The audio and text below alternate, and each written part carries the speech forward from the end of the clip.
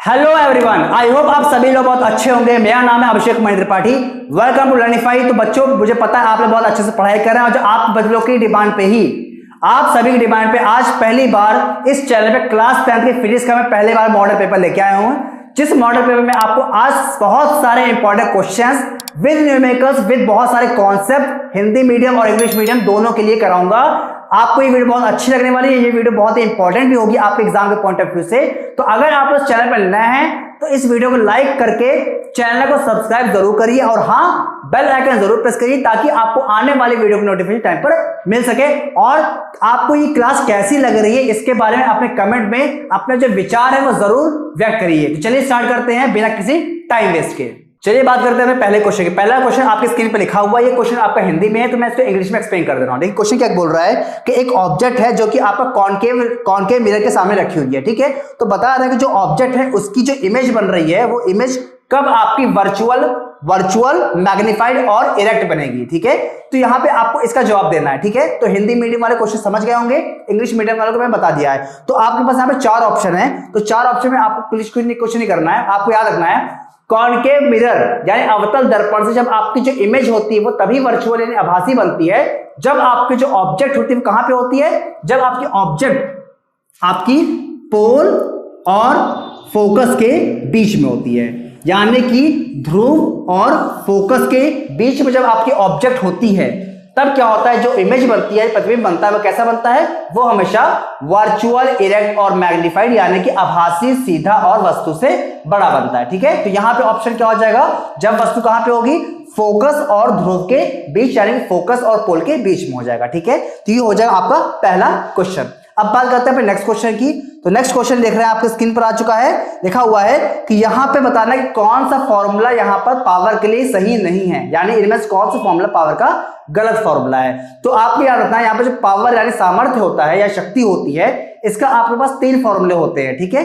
तीन फॉर्मूले कौन कौन से होते हैं बेसिकली, एक होता है आपके पास P = होता है V × I, एक होता है P = V²/R और तीसरा होता है P = I² × R। ये आपके तीन जो फॉर्मूले होते हैं बहुत ही इंपॉर्टेंट फॉर्मूले होते हैं पावर यानी सामर्थ्य के। तो पहले फॉर्मूले में क्या होता है, वोल्टेज इंटू करंट होता है। यहां पे वोल्टेज का स्क्वायर अपॉन रेजिस्टेंस हो जाएगा और यहां पे क्या होगा, I² × R हो जाएगा। तो यहां पे आप देख पा रहे हैं आपको जो ऑप्शन नंबर यहां पर आपका दिख रहा है, ऑप्शन नंबर सेकंड जो है वो क्या है, IR² है। तो ये जो आपका सेकंड ऑप्शन है ये क्या है, गलत है। तो आप इसको सीधे क्या करेंगे, मार्क कर देंगे बिकॉज ये फॉर्मूला गलत है, ठीक है। बात करते हैं यहाँ पे नेक्स्ट क्वेश्चन की। तो नेक्स्ट क्वेश्चन आपके स्क्रीन पर लिखा हुआ है, क्या लिखा हुआ है कि यहां पे करंट को किसके द्वारा क्या होता है, हम लोग उत्पन्न करते हैं, करंट किसके द्वारा हम लोग फॉर्म करते हैं, यहाँ पे यहाँ जनरेट करते हैं। तो आपको याद रखना है यहाँ पे क्या करता है, जो भी आपका जनरेटर होता है, जनरेटर का काम क्या होता है, जनरेटर का काम क्या होता है, करंट को जनरेट करना है, करंट को उत्पन्न करना। तो यहाँ पे धारा को उत्पन्न करने के लिए कौन सा डिवाइस यूज करते हैं हम लोग, जनरेटर का। तो यहाँ पे आपका ऑप्शन क्या हो जाएगा, जनरेटर यानी जनित्र का, ठीक है, जनित्र यानी जनरेटर, ठीक है। अब बात करते हैं नेक्स्ट क्वेश्चन की। तो नेक्स्ट क्वेश्चन आपके स्क्रीन पे लिखा हुआ है, ये आपका न्यूमेरिकल क्वेश्चन है। न्यूमेरिकल क्वेश्चन क्या दिया हुआ है कि यहां पे एक लेंस है जिसकी फोकस दूरी यानी फोकल लेंथ आपको निकालना है और इसकी जो पावर है, क्षमता, ये कितना दिया हुआ है, -2.0 डायोप्टर दिया हुआ है। तो आपको पता है कि जो पावर है, इस पावर का फॉर्मूला क्या होता है, आपको पता है 100/F होता है, ठीक है। यहां पे आपको निकालना है कि F निकालना है, तो F = कितना हो जाएगा, 100/P हो जाएगा, ठीक है। अब 100 पावर कितना दिया हुआ क्वेश्चन है, पावर आपका दिया हुआ है -2.0, तो -2.0 आप सॉल्व करें कितना आ जाएगा आपका, -50 सेंटीमीटर। ये आपका हो जाएगा फोकस। तो ये आप क्योंकि फोकस यहाँ पे नेगेटिव आ रहा है यानी माइनस आ रहा है, इसका मतलब आपका कॉनकेव लेंस हो जाएगा यानी आपका अवतल लेंस हो जाएगा, ठीक है। तो ये आपका यहाँ पर आंसर हो जाएगा। तो ये आपका 2 मार्क्स का क्वेश्चन था। आई होप आपको क्वेश्चन समझ में आ गया होगा। अब यहां बात करते हैं नेक्स्ट क्वेश्चन। ये भी आपका न्यूमेरिकल क्वेश्चन है। आपको याद रखना है कि क्लास 10th की जो फिजिक्स होगा पोर्शन होता है वहां पे न्यूमेरिकल्स बहुत ज्यादा मात्रा में आते हैं, ठीक है। इसीलिए आपको यहां पे न्यूमेरिकल क्वेश्चन में ज्यादा करवा रहा हूं। तो यहां पे देखिए जो आपका नेक्स्ट क्वेश्चन है आपके स्क्रीन पर दिख रहा है, ये क्वेश्चन आपका हिंदी में है, मैं इंग्लिश में बता देता हूं। लिखा हुआ है कि एक आपका क्या है, कांच है यानी ग्लास है जिसका रिफ्रैक्टिव इंडेक्स यानी अपवर्तनांक दिया हुआ है 1.50, ठीक है। तो यहां पे देखिए रिफ्रैक्टिव इंडेक्स ऑफ ग्लास दिया हुआ है 1.5, ठीक है, 0। इसके बाद बोला गया है कि यहां पर जो आपकी चाल है, प्रकाश की चाल, वो प्रकाश चाल मतलब स्पीड ऑफ लाइट है, चाल या स्पीड ऑफ जो लाइट है वो कितनी है, आपके सी दिया हुआ है 3 × 10⁸ मीटर पर सेकेंड। तो आपसे पूछा है जो कांच है, इस कांच में, ग्लास में लाइट की स्पीड कितनी हो जाएगी, यानी speed of light in glass कितना होगा, ये आपको बताना है। आपको फॉर्मूला याद रखना है, n क्या होता है, C/V होता है। आपको यहाँ पे क्या करना है, यहाँ V निकालना है, तो V क्या हो जाएगा, C/N हो जाएगा। C क्या होता है आपका, स्पीड ऑफ लाइट होता है, और N क्या होता है आपका रिफ्रैक्टिव इंडेक्स यानी अपवर्तनांक होता है। वैल्यू पुट कर दीजिए, 3 × 10⁸ डिवाइड बाई 1.5, सॉल्व कर लेंगे। यहाँ पे कितना आ जाएगा आपका 2 × 10⁸ मीटर पर सेकेंड। ये आपका क्या हो जाएगा, यहाँ पे आंसर हो जाएगा। ठीक है, तो बहुत सिंपल क्वेश्चन, ये आपका 2 मार्क्स का क्वेश्चन था। आई होप आपको समझ में आ गया होगा। ठीक है, चलिए बात करते हैं नेक्स्ट क्वेश्चन की। तो नेक्स्ट क्वेश्चन आपका स्क्रीन पर आ चुका है। ये क्वेश्चन आपका लेंथ से ही रिलेटेड है, तो आपको आई होप समझ में आ जाएगा। ठीक है, तो क्वेश्चन आपके स्क्रीन पर लिखा हुआ है, तब तक आप क्वेश्चन को पढ़ लीजिए। ठीक है, ठीक है। तो यहां पे क्या जो ऑब्जेक्ट है, इसका साइज कितना है, 2 सेंटीमीटर, यानी ओ दिया हुआ है आपका 2 सेंटीमीटर। ठीक है, फिर लिखा हुआ जो ऑब्जेक्ट है, ठीक है, वो जिस एक कॉन्वेक्स लेंस के सामने रखी हुई है, कॉन्वेक्स लेंस मतलब उत्तल लेंस के सामने रखी हुई है, जिस उत्तल लेंस यानी कॉन्वेक्स लेंस की फोकल लेंथ कितनी दिया हुआ है, 10 सेंटीमीटर, यानी f दिया हुआ है आपका 10 सेंटीमीटर। अब यहां पे लिखा हुआ है कि जो आपका ऑब्जेक्ट है, उस ऑब्जेक्ट की लेंथ से डिस्टेंस कितनी दी हुई है, वो दी है 15 सेंटीमीटर, यानी कि आपका u दिया हुआ कितना, 15 सेंटीमीटर। ठीक है, अब आपको यहां पे क्या निकालना है, पोजीशन ऑफ इमेज मतलब v निकालना है, और इस इमेज का साइज निकालना है मतलब I निकालना है। ठीक है, और इसका नेचर भी बताना है। तो बहुत ज्यादा इंपॉर्टेंट क्वेश्चन है, याद रखें, बहुत इंपॉर्टेंट क्वेश्चन है सभी बोर्ड के लिए। फिलहाल ये यूपी बोर्ड के लिए बात कर रहे हैं, तो यूपी बोर्ड का बहुत ही इंपॉर्टेंट क्वेश्चन है ये। ठीक है, तो देखिए कैसे करना है। पहले आपको यहाँ पे मैं कुछ चीजें इंपॉर्टेंट बता देता हूं। याद रखेगा कि यहाँ पे जो आपका फोकस है वो आपने क्या लिया है, पॉजिटिव लिया है। क्यों, बिकॉज कॉन्वेक्स लेंस है, तो जब भी आपका कॉन्वेक्स लेंस उत्तल लेंस होगा तो f क्या होगा, हमेशा पॉजिटिव होगा। ठीक है, u जो होता है वो हमेशा क्या होता है, निगेटिव। चाहे कोई भी लेंस हो, चाहे कहीं पे भी कोई केस हो, हमेशा u जो होता है वो माइनस का होता है। ठीक है, अब यहां पे क्या करें हम लोग, यहां पर लेंस फॉर्मूला लगाएंगे। तो लेंस फॉर्मूला क्या होता है आपका, 1/f = 1/v - 1/u। सीधे क्या करेंगे, वैल्यू को पुट करेंगे, लेकिन उससे पहले हम लोग क्या करते हैं, क्योंकि v को निकालना है तो u को उधर भेज देंगे, इस वाले टर्म को हम लोग इधर ले आएंगे। तो क्या हो जाए आपका 1/f + 1/u = 1/v। क्लियर हो गया। अब यहां पे क्या करें, आपको सीधे क्या करते हैं, एलसीएम ले लेते हैं। एलसीएम कैसे लेंगे, u आपका इधर जाएगा, f आपका इधर जाएगा, यानी हो जाएगा u + f, और ये आपका आपस में मल्टीप्लाई हो जाते हैं, यानी f × u = 1/v हो जाएगा। यहां तक क्लियर हो गया। आपका यहां पे फॉर्मूला सिंप्लीफाइड होकर बन गया है। अब क्या करें, आपको यहां पे जो आपकी वैल्यूज दी हुई है वो आपको क्या करना है, यहाँ पर पुट करना है। तो यहां पे देखिए, पहले आपका u कितना दिया हुआ है, तो यहां पे आप सीधे u पुट करिए। u कितना हो गया आपका, -15 हो गया, प्लस f कितना है आपका 10 डिवाइडेड बाई f कितना दिया हुआ है आपका 10 है, और u कितना है आपका -15। ये क्या चल रहा है आपका 1/v चल रहा है। ठीक है, आप सॉल्व करते हैं, ऊपर देखिए -15 + 10 कितना हो गया, -5 हो गया। ठीक है, नीचे कितना हो गया आपका 10 × 15 कितना हो जाएगा, -150 हो जाएगा, और ये आपका हो जाएगा 1/v। माइनस से माइनस कैंसिल हो गया, यहां से 5 कट करेंगे तो कितना हो जाएगा, 30 हो जाएगा। तो यानी आपका 1/30 = 1/v आ जाएगा। क्रॉस मल्टीप्लाई करेंगे तो v = आ जाएगा 30 सेंटीमीटर। तो ये आपका क्या हो जाएगा, v हो जाएगा। ठीक है, यहां तक क्लियर हो गया। आपको यहां पे v आपने फाइंड कर लिया।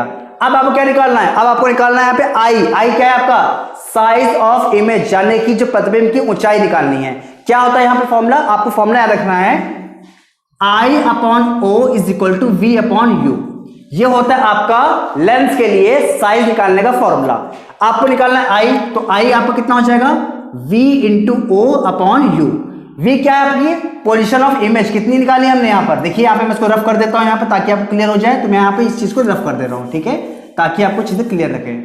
अब यहाँ पे देखिए I = v क्या है आपकी पोजीशन ऑफ इमेज कितनी दी हुई है, 30, तो प्लस का 30 हो गया। O क्या होता है, ऑब्जेक्ट का साइज, तो ऑब्जेक्ट यहाँ पे साइज कितना दिया होता है, ऑब्जेक्ट साइज था यहाँ पे 2 सेंटीमीटर, तो कितना हो जाएगा यहाँ पे 2/, U क्या है आपकी ऑब्जेक्ट की पोजीशन कितनी थी, -15। ठीक है, तो 15 - 15 2 × 30 कितना हो गया आपका, I = हो जाएगा 2 × 2 = 4, यहाँ पे यानी माइनस का 4 सेंटीमीटर। यानी कि जो आपका जो इमेज है उस इमेज का साइज कितना हो जाएगा, -4 सेंटीमीटर। माइनस का मतलब है कि क्या है, इन्वर्टेड है, ठीक है। तो यहाँ माइनस का मतलब क्या हो गया कि जो आपकी इमेज है वो कैसी, इन्वर्टेड यानी उल्टी बन रही है, ठीक है। अब यहाँ पे हमें क्या निकालना था, आई निकल गया, वी निकल गया। अब निकालना लास्ट चीज वो है आपका नेचर। तो नेचर कैसे निकालेंगे, बहुत सिंपल है। देखिए आपकी वी की वैल्यू क्या आ रही है, प्लस आ रही है, ठीक है। याद रखिएगा जब भी लेंस के लिए अगर वी की वैल्यू प्लस आ रही है, लेंस के लिए अगर वी की वैल्यू प्लस आ रही है, इसका मतलब जो आपका इमेज बन रही है उसका नेचर कैसा होगा, रियल होगा। कैसा होगा, रियल और इन्वर्टेड, रियल और इन्वर्टेड। अगर v की वैल्यू कैसी आएगी, प्लस आएगी। रियल इन्वर्टेड का मतलब क्या हुआ, वास्तविक और उल्टा, ठीक है। वास्तविक और उल्टा हो गया, ये हो गया। अब बात करते हैं साइज की। आप देखिए ओ आपका कितना था, 2 सेंटीमीटर, और आई कितना है आपका, 4 सेंटीमीटर। यानी क्या है, देखिए माइनस को नहीं लेंगे हम लोग, केवल क्या करेंगे, वैल्यू को लिखेंगे। तो आई आपका कितना है 4, ओ आपका कितना है 2। तो इसका मतलब क्या हो गया, आपका आई जो है वो ज्यादा बड़ा है। इसका मतलब यहां पे क्या हो जाएगा, मैग्नीफाइड, मैग्नीफाइड यानी कि वस्तु से बड़ा। तो क्या हो जाएगा, रियल इन्वर्टेड और मैग्नीफाइड यानी कि वास्तविक उल्टा और वस्तु से बड़ा। ये क्या हो जाएगा, प्रतिबिंब की नेचर यानी कि प्रकृति हो जाएगी, ठीक है। तो यहां पे आपका क्वेश्चन कंप्लीट हो गया। अब यहां पे देखिए, यहां पे जो मैं अभी क्वेश्चन करवाया आपको न्यूमेरिकल, उसके साथ अथवा में क्वेश्चन दिया हुआ है और में क्वेश्चन दिया हुआ है। क्वेश्चन आपके स्क्रीन पर आ चुका है, वहां पे देख लीजिए। यहां पर एक क्वेश्चन बोल रहा है कि आपको बताना है जो प्रिज्म है, उस प्रिज्म से कोई भी व्हाइट लाइट है वो पास कर रही है। तो व्हाइट लाइट पास करने पे पता है आपको क्या होता है, 7 कलर में टूट जाती है। तो आपको क्या करना है, डायग्राम बना के उसको एक्सप्लेन करना है और उसका रीजन बताना है कि उसका कारण क्या है, ऐसा क्यों होता है। तो आपको यहाँ पे बहुत सारी चीजें बतानी है। तो पहले देखिए यहाँ पे डायग्राम कैसे बनाएंगे। तो बहुत सिंपल है, यहाँ पे आप क्या करेंगे, प्रिज्म बना देंगे, ठीक है। ये आपका नॉर्मल प्रिज्म हो गया, ए बी और सी। यहाँ पे क्या करेंगे, एक व्हाइट लाइट होगी, ये आपकी क्या है, व्हाइट लाइट होगी। व्हाइट लाइट मतलब श्वेत प्रकाश। जैसे लाइट यहां पे आएगी, अब क्या होगा, यहां पे अपने आप बहुत सारे कलर्स में क्या स्प्लिट हो जाएगी। आपको यहां पे क्या करना है, 7 कलर्स को बना देना, ठीक है। जैसे आप 7 कलर्स बनाएंगे, आप क्या करेंगे, यहां पे आपको यहां पे बाहर भी आपको 7 कलर में थोड़ा सा ऐसे डायग्राम ड्रॉ कर देना है। 1 2 3 4 5 6 7, ठीक है। अब आपको यहां पे देखेंगे, आपको 7 कलर्स यहां पे दिखाई दे रहे हैं। अब यहां पे याद रखिए, सबसे पहले क्या होता है, नीचे क्या होता है, वायलेट होता है, ऊपर क्या होता है, रेड होता है। आपका पैटर्न क्या बनता है, विबग्योर, ठीक है, विबग्योर। यानी कि सबसे नीचे क्या सा होगा आपका, वायलेट होगा यानी कि बैगनी, और ऊपर क्या होगा आपका, रेड यानी कि लाल कलर होगा। तो ये आपको यहां पर डायग्राम बनाना है और डायग्राम को आपको एक्सप्लेन करना है। तो मैं बता रहा हूं कैसे लिखना है आपको। वहां पर क्या लिखेंगे, जैसे मान लीजिए कोई भी एक व्हाइट लाइट है, जब वो किसी प्रिज्म से पास करती है, तो प्रिज्म से पास होने पे क्या होता है कि वो अपने 7 कलर्स में स्प्लिट यानी टूट जाती है, विभक्त हो जाती है, जिसकी वजह से क्या होता है, आपको 7 कलर्स का एक पैटर्न, एक स्पेक्ट्रम दिखाई देता है। इसे हम लोग क्या बोलते हैं, वर्ण विक्षेपण या फिर डिस्पर्जन ऑफ व्हाइट लाइट बोलते हैं, ठीक है। ये आपको लिख देना है। इसके बाद इसका पूछा है रीजन। इसका रीजन क्या है, इसका रीजन ये है कि जो आपके डिफरेंट कलर्स होते हैं, उन डिफरेंट कलर की जो स्पीड ऑफ डिफरेंट कलर्स होती है, वो क्या होती है, डिफरेंट होती है। यानी कि जो आपका मान लीजिए आपका सेम मीडियम है, इस मीडियम में क्या आपके अलग अलग कलर्स हैं, तो अलग अलग कलर्स की जो चाल होती है, स्पीड होती है, वो क्या होती है, डिफरेंट होती है इन अ सेम मीडियम। मतलब आपका रेड जो है वो आपका डिफरेंट स्पीड से चल रहा होगा, जबकि आपका जो वायलेट कलर है वो आपका डिफरेंट स्पीड से यानी कि अलग चाल से चल रहा होगा। जिसकी वजह से क्या होता है, आपको यहाँ पे जो 7 कलर्स होते हैं वो आपको अलग अलग एंगल्स पर दिखाई देते हैं, टूट जाते हैं। तो इसका रीजन क्या हो जाएगा, क्योंकि हर एक कलर की जो स्पीड होती है सेम मीडियम में यानी समान माध्यम में, वो क्या होती है, अलग अलग होती है। यानी हर कलर का चाल समान माध्यम में अलग अलग होती है। यही इसका क्या है, रीजन हो जाएगा, ठीक है। तो आई होप आपको ये चीज समझ में आ गई होगी। या फिर आप ये भी लिख सकते हैं कि हर कलर की जो वेवलेंथ होती है, तरंग दैर्घ्य होती है, वो भी क्या होती है, अलग होती है, जिसकी वजह से क्या होता है, हर कलर आपको अलग अलग यहाँ पर दिखाई देता है, ठीक है। तो ये आपको एक प्रॉपर एक्सप्लेनेशन यहाँ पे देना है। ये भी बहुत ही इंपॉर्टेंट क्वेश्चन आपका हो जाएगा, ठीक है। अब यहां बात करते हैं नेक्स्ट क्वेश्चन की। ये भी एक न्यूमेरिकल क्वेश्चन है, बट ये कहां पे है, इलेक्ट्रिसिटी चैप्टर का यानी वैद्युत चैप्टर का है, ठीक है। तो क्वेश्चन आपके स्क्रीन पर आ चुका है, तो मैं इसे इंग्लिश में एक्सप्लेन कर दे रहा हूं। देखिए क्या बोला गया है कि कोई भी अगर सर्किट है, तो किसी भी सर्किट पर अगर आपको 2 पॉइंट के बीच का वोल्टेज निकालना है, तो आप वोल्टमीटर को कैसे कनेक्ट करेंगे। ये आपसे पहला पार्ट क्वेश्चन पूछ लिया है। और इसी के साथ पूछा हुआ है कि अगर 6 वोल्ट की बैटरी है और 6 वोल्ट की बैटरी से आपको 1 कूलम का चार्ज यानी आवेश फ्लो हो रहा है, तो आपको बताना है उसमें कितनी एनर्जी यूज होगी, ठीक है। एनर्जी आपको बतानी है। तो देखिए पहले हम पहले पार्ट की बात करते हैं। याद रखिएगा, अगर आपके पास कोई भी 2 पॉइंट है, ठीक है, ये आपके पास मान लीजिए वायर है और आपको इन दोनों पॉइंट्स के बीच में क्या करना है, वोल्टेज को नापना है। तो आप क्या करेंगे, वोल्टमीटर का यूज करते हैं। वोल्ट मीटर जो होता है वो आपका हमेशा विभव यानी कि वोल्टेज को नापता है। याद रखिएगा जो आपका वोल्ट मीटर होता है उसको हमेशा क्या करते हैं हम लोग, पैरेलल में यानी कि समांतर क्रम में लगाते हैं। अमीटर को हमेशा सीरीज में, श्रेणी क्रम में, जबकि जो आपका वोल्ट मीटर होता है उसको हमेशा हम लोग पैरेलल यानी कि समांतर क्रम में लगाते हैं, समांतर क्रम में। ठीक है, तो यहां पे आप क्या लिखेंगे कि हम लोग यहां पे कैसे लगा रहे हैं, पैरेलल यानी कि समांतर क्रम में लगा रहे हैं। ठीक है, तो ये हो गया आपका पहला पार्ट का आंसर। ठीक है, अब यहां बात करें न्यूमेरिकल की, तो यहां पे क्या दिया हुआ है कि एक आपके पास बैटरी है जिसका वोल्टेज कितना है आपका 6 वोल्ट, यानी वोल्टेज कितना दिया हुआ है 6 वोल्ट। और यहां पे जो कूलम है चार्ज दिया हुआ, आवेश दिया हुआ है वो कितना है आपका, क्यू आपका दिया हुआ है यहाँ पे 1 कूलम का, 1 कूलम का आपका यहाँ पे आवेश यानी चार्ज दिया हुआ है। और आपसे क्या पूछ रहा है कि एनर्जी कितनी यूज होगी, एनर्जी। तो आपको पता है यहाँ पे फॉर्मूला याद रखिएगा, बहुत इंपॉर्टेंट फॉर्मूला है कि V = होता है W/Q, V = होता है W/Q या फिर W = हो जाएगा V × Q। तो आपको पता है V की वैल्यू कितनी है यहाँ पे 6 हो गई और 1 Q की वैल्यू कितनी 1, कितना हो जाएगा 6, तो क्या हो जाएगा जूल। तो आपको यहाँ पे एनर्जी कितनी हो जाएगी 6 जूल। तो यहाँ पे आपकी जो एनर्जी यूज हो रही है वो कितनी यूज हो रही है 6 जूल की। ठीक है, तो आई होप क्वेश्चन समझ में आ गया होगा आपको। अब यहाँ बात करें नेक्स्ट क्वेश्चन की, ये आपको नेक्स्ट क्वेश्चन आपकी स्क्रीन पर आ चुका है। यहाँ पे इस क्वेश्चन देखिए लिखा हुआ है, आपको पता है कि जो मैग्नेटिक फील्ड लाइंस होती है वो कभी एक दूसरे को इंटरसेक्ट नहीं करती, यानी एक दूसरे को कट नहीं करती हैं। ऐसा क्यों होता है, इसका रीजन आपको यहाँ पे बताना है कि ऐसा क्यों होता है। और आपको एक चुंबक है, एक मैग्नेट है, उसके चारों तरफ आपको क्या करना है, मैग्नेटिक फील्ड लाइंस है, चुंबकीय बल रेखाओं को ड्रॉ करना है, डायग्राम बनाना है। ठीक है, तो यहाँ पे आपको दो क्वेश्चन के आपके 2 पार्ट है। तो पहले बात करते हैं फर्स्ट पार्ट की। तो फर्स्ट पार्ट क्या बोल रहा है आपसे कि यहाँ पे जो आपकी मैग्नेटिक फील्ड लाइंस होती है वो कभी भी 2 पॉइंट पे इंटरसेप्ट नहीं करती, इसका रीजन पूछा है। तो बहुत सिंपल रीजन है, याद रखेगा कि जो आपकी मैग्नेटिक फील्ड लाइंस होती हैं, चुंबकीय बल रेखाएं होती हैं, अगर आपको किसी पॉइंट पर मैग्नेटिक फील्ड की डायरेक्शन यानी कि चुंबकीय क्षेत्र की दिशा निकालनी है तो क्या करना है आपको, उस पॉइंट पर एक टेंजेंट ड्रॉ करना होता है। क्या करना होता है, टेंजेंट यानी कि स्पर्शज्या ड्रॉ करनी होती है।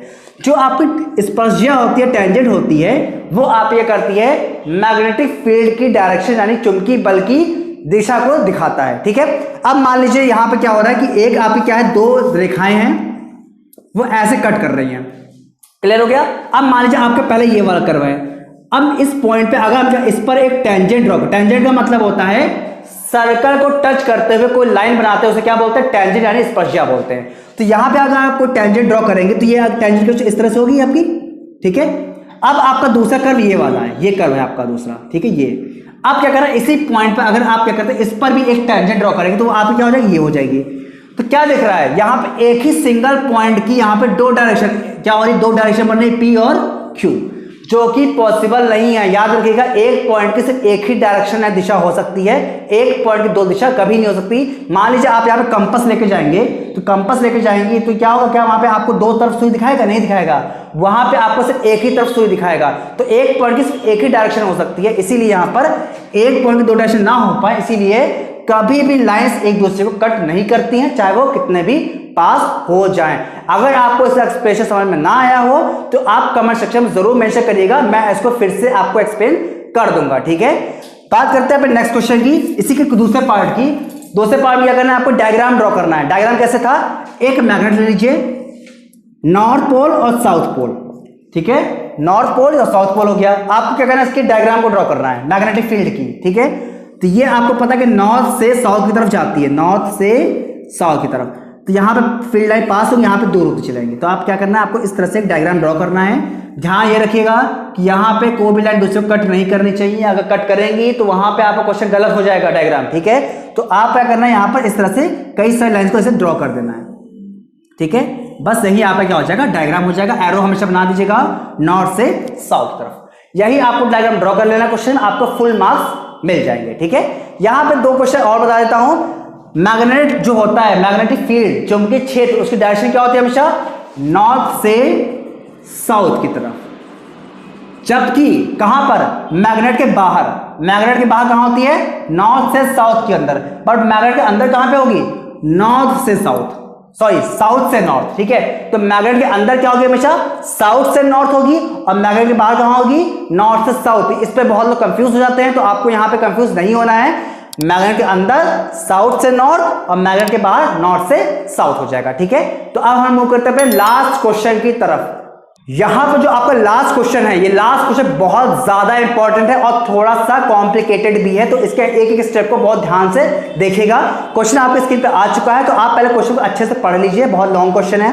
फिर मैं इसको इंग्लिश में एक्सप्लेन कर दे रहा हूँ। क्वेश्चन बोल रहा है कि एक आपके पास कोई भी एक कंडक्टर है, ठीक है, उस कंडक्टर का जो रेजिस्टेंस होता है वो किन किन फैक्टर्स पर डिपेंड करता है, किन किन कारकों पर डिपेंड करता है। तो आपको यहां बताना है कि जो आर होता है, रेजिस्टेंस होता है, किन किन चीजों पर डिपेंड करता है। तो बहुत सिंपल है, पहला डिपेंड करता है किस पर, लंबाई पर, एल पर, ठीक है, जितना लंबा तार उतना ज्यादा प्रतिरोध या रेजिस्टेंस, ठीक है। दूसरी चीज क्या होती है, डिपेंड करता है किस पर, एरिया पर। एरिया क्या है, इनवर्सली प्रोपोर्शनल है, मतलब कि व्युत्क्रमानुपाती क्रमानुपाती है। इसका मतलब ये हुआ कि अगर तार मोटा होगा, एरिया ज्यादा होगा, तो उसका प्रतिरोध कम होगा, मतलब उसका रेजिस्टेंस कम हो जाएगा, ठीक है। तो ये दो चीजें हो गई।